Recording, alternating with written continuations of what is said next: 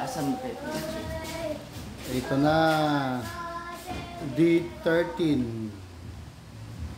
Ito yung kalabasan. Ito yung pinaka tires.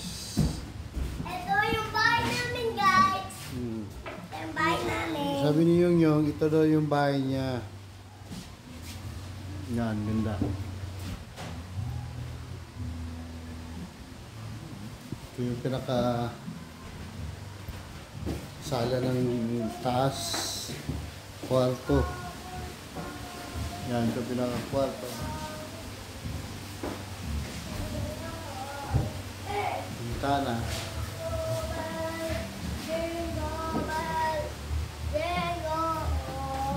Yan, pinakababa.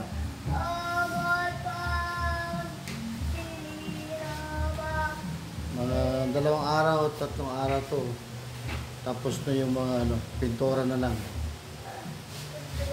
Diba? Diba Yung?